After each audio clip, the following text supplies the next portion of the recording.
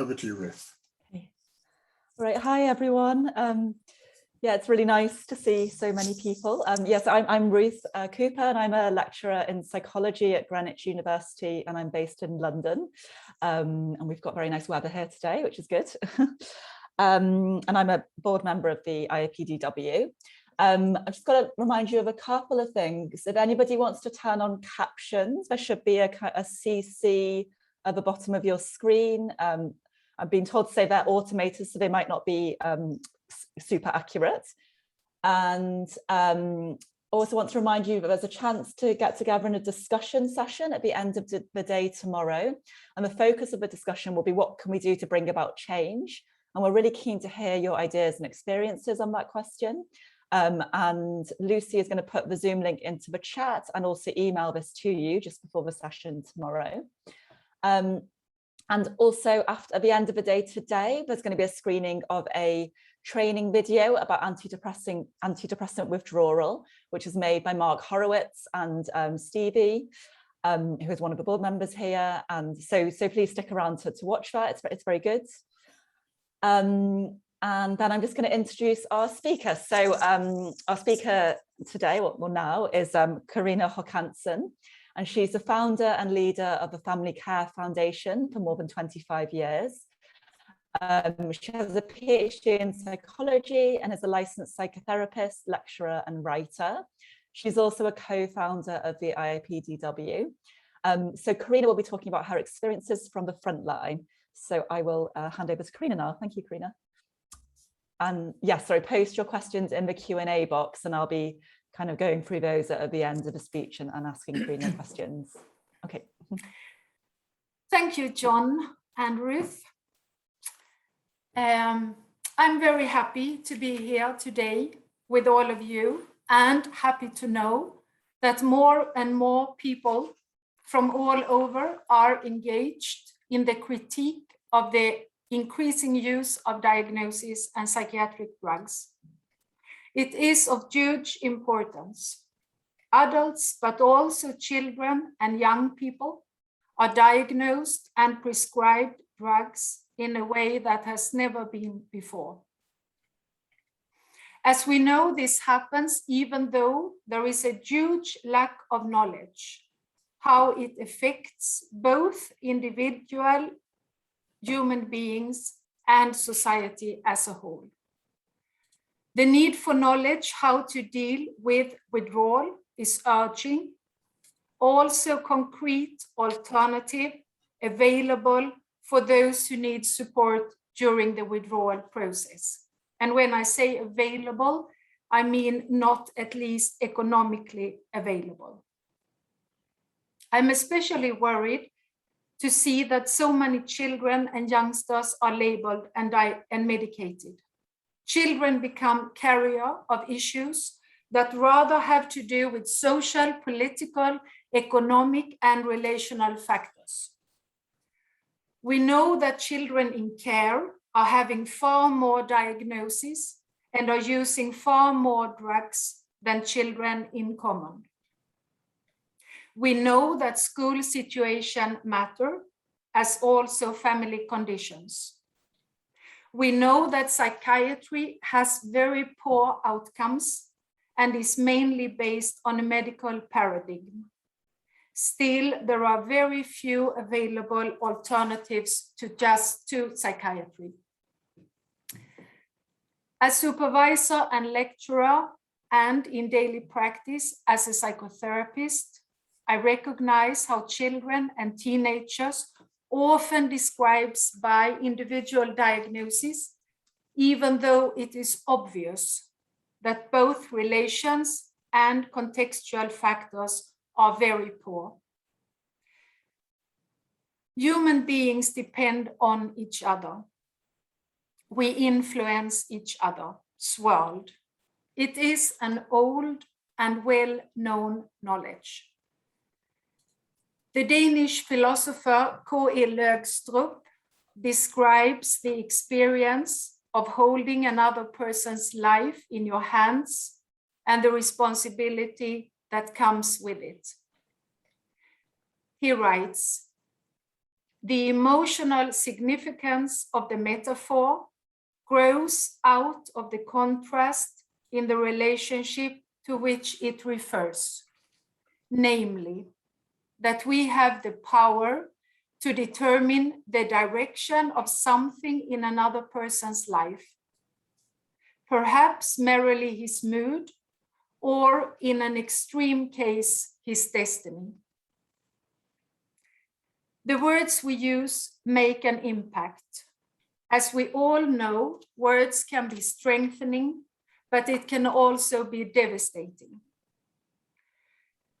Professor Tom Anderson, who does not live anymore, but who made a huge importance for me and many people all around the world, used to say that words may bewitch us. We might think we know something just by putting words on it. But do we know? The answer for me is no. And therefore, it's especially important to be cautious how we do when we label people. The way we connect matters. Do I include myself in the other person's life, or do I distance? Do we have time enough together to make sense of what has happened and what is happening right now? Am I willing to listen also to that which might be tricky to understand in the first place? Many of the people I meet in the therapy room testifies about the experience of not being met as a human being by another human being in professional contexts. I am sad to say, but this is especially described from psychiatric contexts. Very many have experienced how it feels to have to answer a lot of questions in a manualized formula and still have a feeling of not being heard.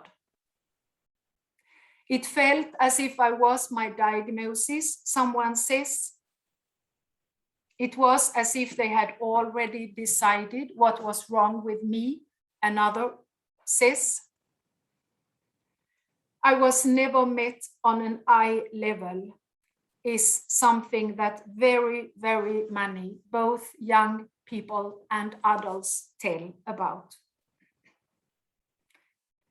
From many years in practice, both my own, but also by knowing a lot of colleagues all over, I know there are better ways to meet with people. Let me take us back in time for a while. Already as a young social worker, I questioned the use of diagnosis and prescription of drugs. Maybe I would not have done so if it hadn't been for my own father's experiences. Most of my childhood, he was trapped into heavy medication. And on and off, he was treated on a mental hospital. Still, he got worse and he used more and more drugs. His suffering affected, of course, also my mother and me and my siblings. But none of us were ever asked to participate. This is many years back, but unfortunately, this is still a fact that far too often family members and friends and important persons are left out and are not involved with their dear one. It was not until my father finally met a therapist who asked him what has happened in his life and how comes he used all the pills. He found strength to withdraw, and by support from the therapist, whom also invited my mother, he managed to get off all the drugs. It was not done in a minute, and I remember crystal clear his angst and fear, even though it's many years back, when he experienced all the bodily sensations and scary feelings which suddenly appeared. He uses to say that without the support from the therapist, he would not have done it. The therapist listened to his story and emotionally reactions. He helped my father to make sense of his body's reactions and also his thoughts. But more than so, he gave him time and a hope that it would be possible to get off. One could say that my own early experiences led me into the critique of drugs and diagnosis. But more than that, my very first experiences as a young social worker was important. In the middle of 1980s, the Swedish government supported projects, including family homes, which means a kind of foster home, and professional helpers, whom together would be an alternative to mental hospitals, prisons, and other institutions. In a very concrete matter, it meant that the person, which I now call client, stayed in a family home for a time to take part in their daily life.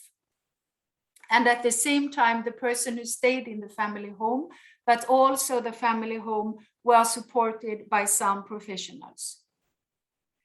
Today, it sounds nearly like a dream, but at that time being, it was a reality. And I was lucky to be one of those who worked in such setting together with Kjell Olsson and Björn Teke, two experienced and dedicated social workers who taught me what is the most important when meeting people in a crisis. I loved to meet with people in an ordinary setting, sitting together by the kitchen table, talking about how they got on with each other, but also about small daily things, as well as awful, painful, traumatic events taking place in the past. We had no special method or manual. We had to trust each other and the others. We welcomed spontaneity and interruptions. Without having words for it, I sensed and I saw how this way of meeting people made a huge impact. Not just for the one I now and here call client, but for all of us. It became very clear that each of us affected and influenced one another. It became obvious that relations and context play a central role.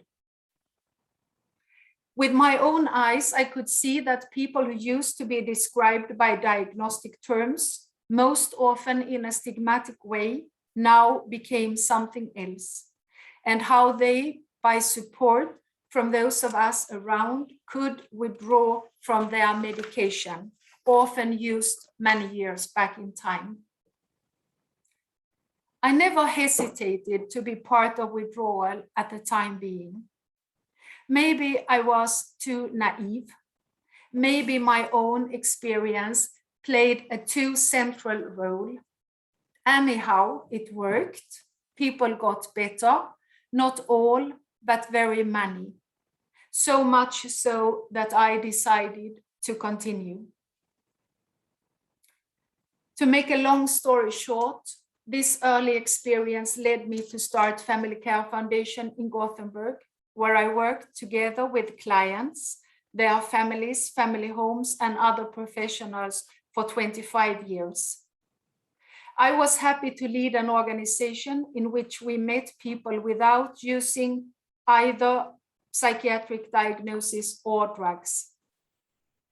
The shared work did not build on the idea of categories, methods, and psychological wordings, but on the assumption and lived experience that people need other people, especially when life is at stake.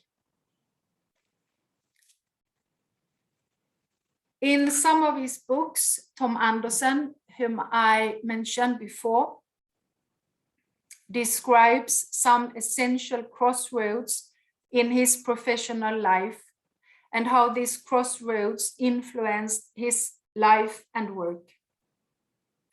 The most important crossroad in my work life was when we at Family Care Foundation decided that we should not use diagnosis either when talking to or about the people who came to our place. At the same time, we made a decision to try our very best to support those who wanted to get off their psychiatric drugs. The decision was essential. It affected my own life, but more than so, many, many others. For many years, I am lucky to meet with human beings and organizations from different places all around the world. Many of you are here today, even though I can't see you. Maybe I can do that later. I can't imagine how it would have looked like without you and our shared dreams, plans, visions, and very concrete actions. Together, we try to make sense of suffering, human needs, and above all, we try to find out how to make life better for those who are struggling with emotional and social difficulties. As I have now said many times, there are far better ways to meet with people than using drugs and diagnosis. That said, I am aware of the fact that many people also describe how diagnosis and drugs make them function in a better way. But it is not them I meet in daily practice, and it is not them this talk is about. It is about Sarah, and her name is not Sarah. None of the names I use are original names. It is about Sarah, who got her first diagnosis when she was 13 years old. Now she's 18 and she has been using drugs for 5 years. During the 5 years, she has had 4 different psychiatric diagnoses and she has been prescribed 6 different drugs. She still does not know why she got the diagnosis in the first place or how come she takes the drugs. It does not help, she says. It makes life worse. It is about John, who is told at school that he has to examine if he has ADHD or not. He is lucky to have parents who does not want him to do this examination. They think his behavior has to do with their divorce some years ago. His father says that it changed John's life and that he still finds a way to cope with the new situation. It is about Joshua, who is 17 years old. He came to Sweden from another country some years ago. He talks about how he misses his family and his former life, who are still back home in the country where he comes from. He does not want to take his meds anymore since, as he says, it does not change anything in his life. It is about Jenny, who is 32 and has been using antidepressants for 8 years. He wants to withdraw since he is never happy and never sad. I am nothing, he says. He wants to bring his wife to our talks since he wants her to understand what is happening with him and also in relation to her. It is about Clara, who has been diagnosed with schizophrenia some years ago when she experienced a deep crisis.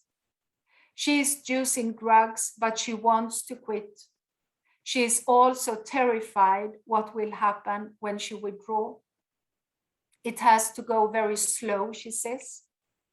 I suggest that she brings her husband, but she does not want to do that, at least not yet. Withdrawal, as other things in life, has to do with context and relations. Therefore, when I meet someone who wants to withdraw from drugs, I ask about people in his or her network. If the person is young, the parents or other adults are invited to take part. In which way differs, but it is always important to meet on a regular basis with the people where the young person lives. If the person is an adult, he or she decides, of course, but I usually suggest that important persons take part, at least in the beginning and maybe some other time. But as you just heard, for example, with Clara, it also happens that my suggestion is not accepted, and then we have to deal with that.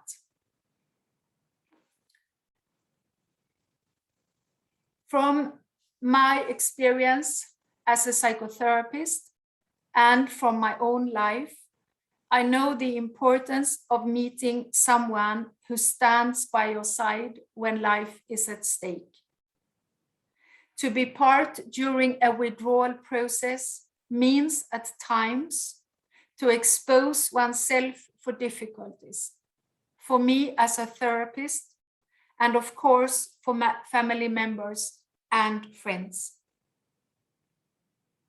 It matters how it is around oneself when supporting another person. How does my own life look like? Do I have people around me? How is my own life experiences? How does my beliefs and values look like? How do I tend to manage fear, angst, anger, and other strong feelings? How do I deal with doubts? As professional helper, the organization matters. It is different to be surrounded by supportive colleagues and family homes than to not have that kind of support. It is different nowadays to work mostly alone, as I do now, than years back. My life situation matters, but also if I prefer to be part of mainstream or if I prefer to stay on the edge. Personality matters, and so does theoretical knowledge and understanding. Many professionals describe how their work situation does not allow them to support people to get off drugs. But in many cases, it is also existing assumptions about diagnosis and drugs and withdrawal that hinders. Therefore, we need to present examples from practice. We need to present research. Let me say something about what seems to be important for the people I meet in the therapy room. Both young people and adults used to say that it is of utmost importance to meet someone who is not afraid. Someone who dares to listen also to that which might sound weird and frightening. Someone who might tell about other people's experiences and how they manage to get off their drugs. This could also include, by the way, novels and films and theater, which describe this change for people. It is important to meet someone who provides a hope, someone who at critical points is available, someone who knows that the client is not just a client, rather so much more than that. and someone, of course, who counts on the person whom it concerns. There is a lot in life, of course, I do not understand, either as a psychotherapist or as Carina. I question many things, and I have daily doubts about human existence and the way we handle each other in the world. Why do we still have to deal with war, starvation, and violence? Why are life conditions still so extremely different and unfair? Why do I not take more part in changing life conditions and climate change and all of that, which is always, not always, but very often in my mind? There are also things I find hard to understand when meeting people in the therapy room. Not very often, but it happens that I meet someone who talk and act in a way I find very strange. That I cannot deny, but just because I do not understand, it does not mean that it is impossible for someone else to understand and make sense. One of my mentors, the Swedish psychotherapist Barbro Sandin, had a most beautiful skill to meet with people who used to be described in terms of schizophrenia and psychosis. Men and women whom for years had been hospitalized and medicated could leave both medication and mental hospital behind after working with Sandin in her, as I call it, extended room. More than 30 years ago, Jaakko Seikkula and his colleagues in Tornio also, as I call it, extended their therapeutic work when they found a way to meet with people at the psychiatric hospital. It was the beginning of open dialogue, which, as we now know, is spread in many places all over the world. There are very many others to mention, too many to mention by name. Therapists, family homes, doctors, social workers, professors, researchers, ordinary people. There are still many to connect with, to find out there, people we still do not know. People who are eager to learn and to support others so that we together may continue to get the word out about the importance of knowledge and concrete alternatives regarding diagnosis, drugs, and withdrawal. It will take time. Patience and courage is needed, but we have to do it. Just a few days ago, a young medical student, Hanna Larsson in Sweden, received a prominent award for her leadership in an organization with its main mission to make essential changes in psychiatry. Hanna Larsson claims that she can't stand watching more young people being devastated and even die after being in so-called care in psychiatry. Something else has to happen, she says. I find that very hopeful. So, thank you. Okay, thank you, Carina. That was brilliant. Really interesting talk. So just have a few questions. So one kind of general question is in your experience, what are the most important one or two ingredients to successful withdrawal from psychiatric drugs? What are the most important ingredients? Did you say that? Yeah, or strategies, I guess, to successfully. I think it is what time is very important. Not that all people need a lot of time, but when time is needed, it is essential. It is very important to be, as I also mentioned, available. And it's therefore also very good when we can organize our work in a way that someone in the organization has a possibility to be available. That was one of the things I think was very, if I can say, successful during the years in Family Care Foundation. It was that there were always someone available when it was needed.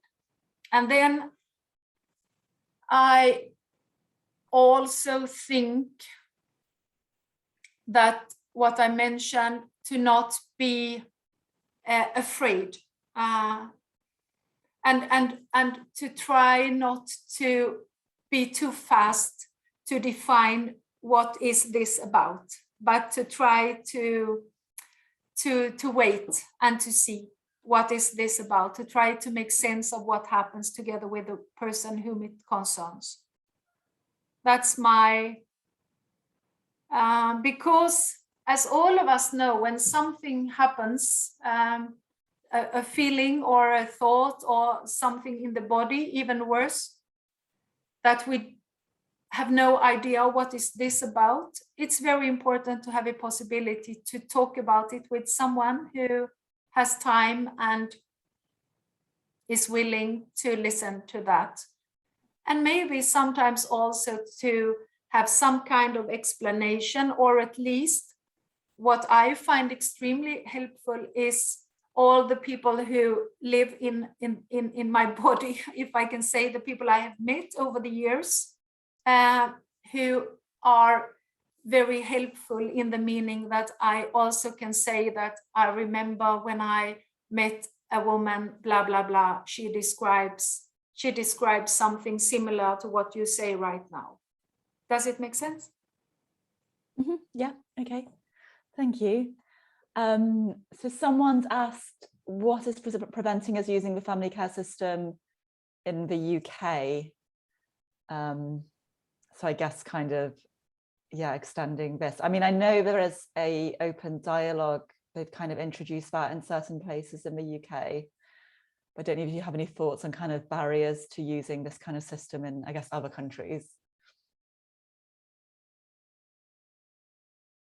I wish I had an answer. I have really thought about it myself, because for many years, I very much thought this is such a very good way to meet with people. I couldn't understand, I still can't understand how come it is not more frequent. Yeah. But I suppose it has to do with the fact that it is a little bit maybe too much, not, maybe it's a little bit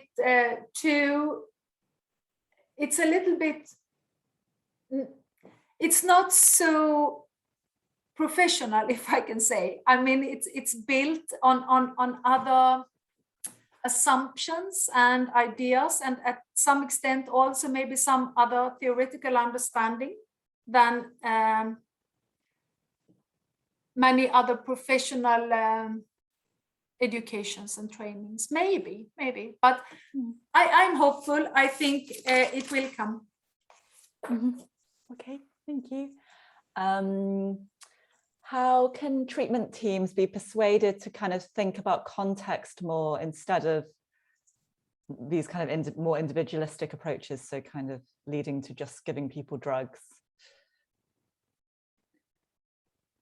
If you ask me, I think we need to make some big changes in the psychiatric system. I think the whole idea is something which should be recreated. So I don't know if I answered to the question, but I mean, it's such a big question, because it's the way in so many places nowadays, the time is limited. You may just meet a professional helper 5 times or maybe 10 times. But I also think it has to do with the way we train therapists and social workers and psychologists, and it is a huge lack of systemic thinking and systemic doing at the university. It is very individual compared to a more systemic way of thinking and acting. I also think we have a lot to learn from other professions. I think we could also learn a lot from theater, from creative work, and as I have mentioned, also from the so-called ordinary life context. Okay, so maybe at the point of training professionals, that needs to be. Yeah, I think so. I mean, at least that is what I struggle with wherever I am in universities, that I miss the students' own experience. It's such a tiny little part of the whole training. So for me, I think it should be already in the beginning, of course, that we should make use of the experience the students bring to the education. Because it also means that if they do so, it will also be a smaller gap between the client and the professional. Because when we include ourselves and our own life, we also realize that actually there are no that big differences between me and the other person. So for me, that would be what is absolutely needed, I think. Yeah, okay, thank you. So somebody's asking how do you avoid, so when you're helping with people with withdrawal, how do you kind of avoid them going to doctors who might be against the withdrawal and then, or give them misleading advice about withdrawal? Yeah, some people I meet and some people I have met over the years have decided to go back to a more, if I can say, traditional care and asked for medication. It happens, not very often, but it happens. But that's and it is a big problem, as I think that, let's say, 9 times of 10, when someone tells his or her doctor that she or her wants to withdraw, most of the doctors says, then you have to take responsibility for that yourself. So that is the problem, as I think, that doctors in general do not want to be part of the withdrawal. Yeah. Okay. Sorry, I'm just trying to get these.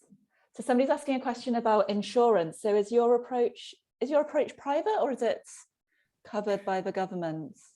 The Family Care Foundation, where I do not work anymore, but it is a foundation. So it's something in between private and governmental. Yeah, but my small little practice now is private. Okay, thanks. And somebody's asking if you collaborate with if you collaborate with people's prescribers, can you share any thoughts on managing that? So if you're kind of working with somebody's doctor when trying to take them off, and that can maybe be quite tricky, can you share any thoughts on how to manage that? relationship. I also want to say, so I don't forget it, that there are, of course, also doctors who cooperate.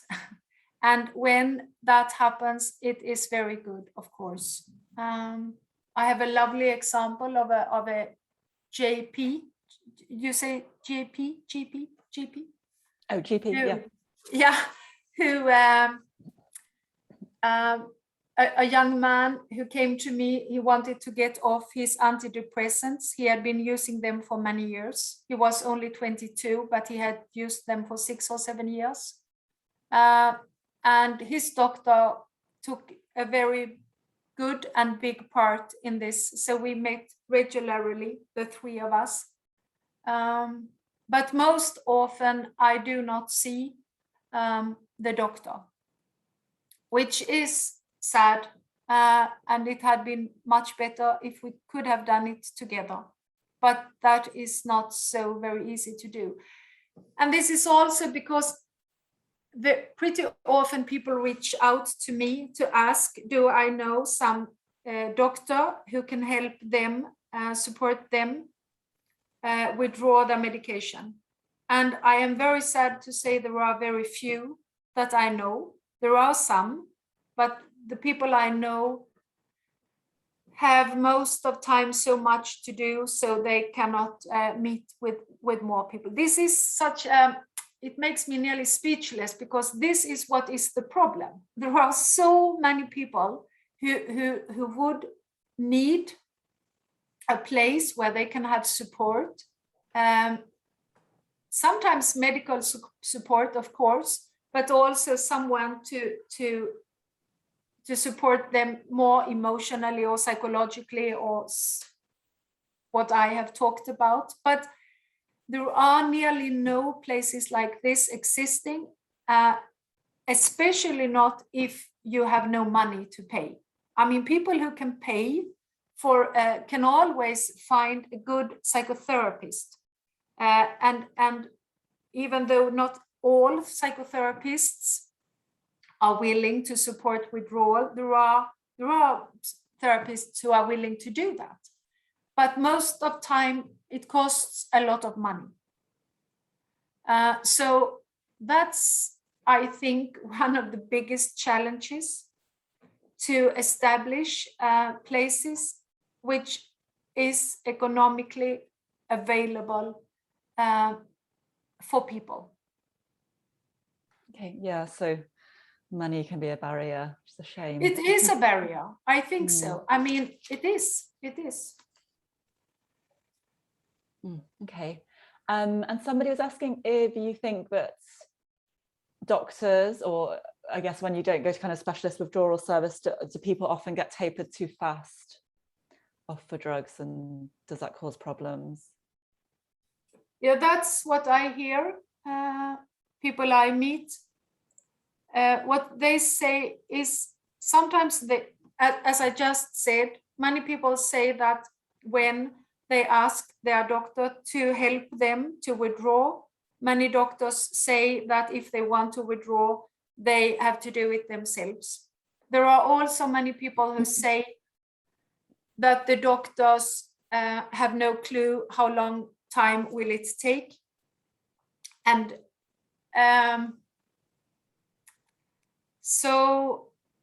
but that's one of the reasons for the Institute that I'm thinking, because there is a lack of knowledge. We really don't know very well. Myself, I used to suggest people to go very, very slow, because it takes time to adapt to the new situation, both bodily, but from my point of view, because that is what I can. I mean, I'm not a medical doctor, but also emotionally, it takes a long time sometimes to adapt to the new situations. And since also many people are told when they got their medication that this medication is needed, because since if they don't use the medication, they will be depressed again, or they will have a psychotic episode, and so on and so forth. So what I have met several times is that people, when a person experience what I would call very normal feelings, tiredness or being upset or very sad, or it's very easy to think that this is a symptom of my illness, which makes the person very worried. Am I going to be depressed again now? Will I get back my psychosis and so on? Yeah. Okay, thank you. So yeah, have you got any, put the your questions in the Q&A. We've just got 4 more minutes for questions. So are there differing views in the international community, but in terms of the stance of doctors towards drug tapering?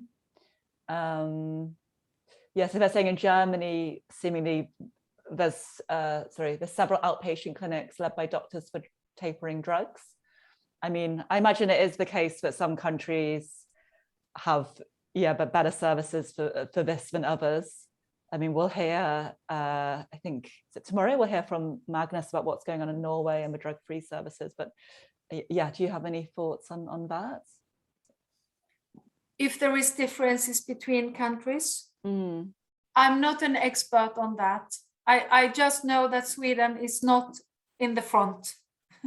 Okay. Unfortunately, very much in the back.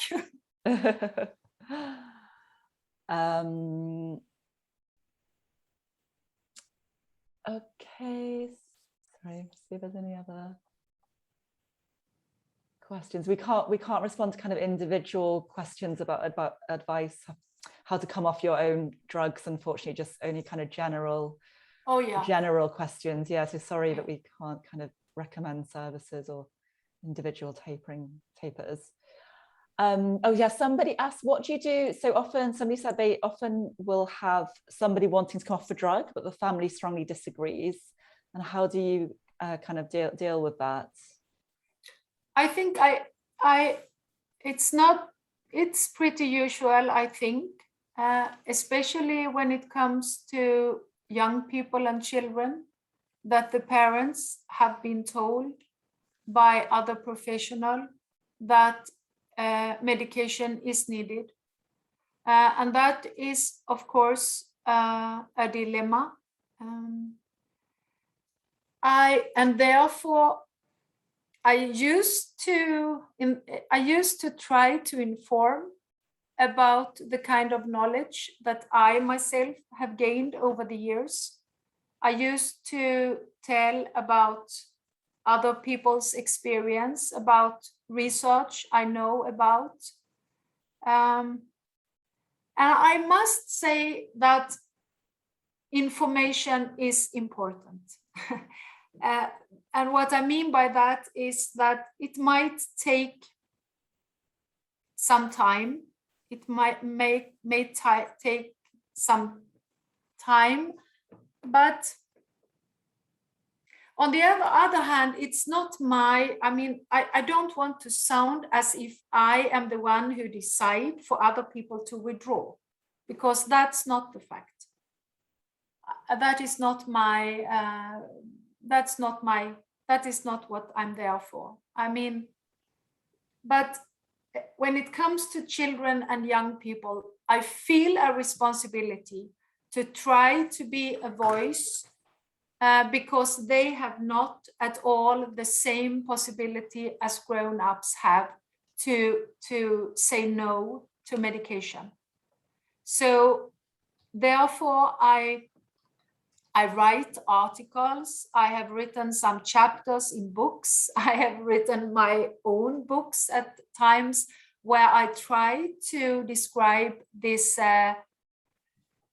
phenomena, and I try to also give examples and show how actually unscientific many of the diagnoses and meds are.